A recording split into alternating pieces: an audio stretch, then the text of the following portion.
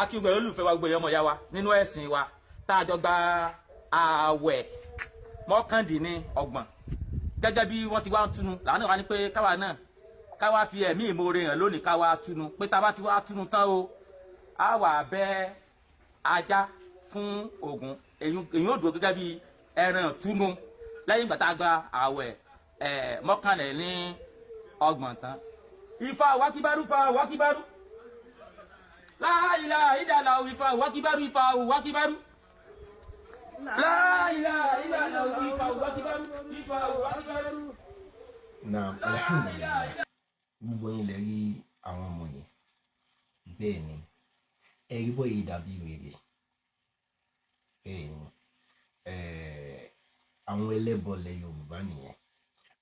àwọn tó gbé àṣà ìbọ̀rìṣà lẹ̀ Yorùbá dání nìyẹn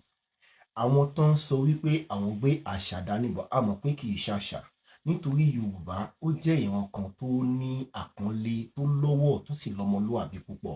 bẹ́ẹ̀ ni ọmọlẹ̀ Yorùbá ojúlówó ọmọ Yorùbá ẹran kì í ṣe bí ẹranko bẹ́ẹ̀ wọ́n ń ṣe bí wèrè bẹ́ẹ̀ ni ọmọ Yorùbá ń ṣe bí wèrè ọmọ Yorùbá máa sọ̀rọ̀ yóò fa kò mú òkun yọ wọn ò ní bèébú bẹ́ẹ̀ kan náà wọn ò ní ṣe bí arìndìn àwọn ọmọ àbí ipa bẹ́ẹ̀ bí àwọn ọmọ tẹ́ ẹ wò tán yẹn wọ́n fẹ́ ṣe bí mùsùlùmí wọ́n fẹ́ mọ́ọ̀kì Islam nítorí ìbòrìṣà tí wọ́n gò ṣe é gbé síta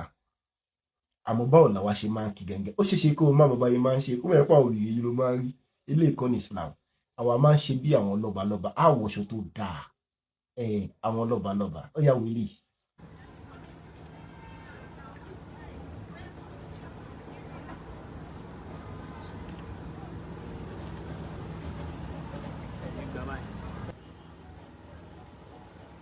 Allahu Akbar. Ìlànà ìjọsìn nìyẹn inú mi dùn púpọ̀ wallahi azim bí mo yẹn rí àwọn ọmọ yìí ó jẹ́ kí n mọ̀ pé ẹnìkan ò ní tẹ̀lé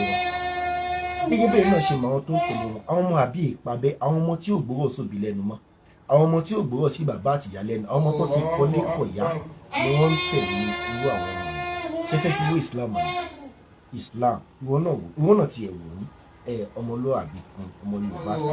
tó ti jẹ́ mùsùlùmí lẹ́ẹ̀kan sí èmi ní Alábí Ìkọ́ ọmọ Ajísùn èmi lọ́mọ ajílà lọ́ṣọ̀ọ́ ọmọ ajífọjọ́ gbogbo dára bí egbin bẹ́ẹ̀ ni èmi lọ́mọ mo dú ọwọ́ mi ò tó sin mo bẹ ọwọ́ mi ò tó ṣá ìgbà tí mo jókòó lè ṣe wọ́sìn lẹ́nu ní wọ́sìn lẹ́nu èmi lọ́mọ ẹ̀kàn tí ìjẹun lẹ̀ àfihàn yege wo pàdé mi ní orí afẹ́fẹ́ báyìí ká tún jọ gbé yẹ̀wò kí nìkan tó ń lọ àtìkú ọdún akúyèdún àti ìṣàmọ́dún. Assalamu alaikum.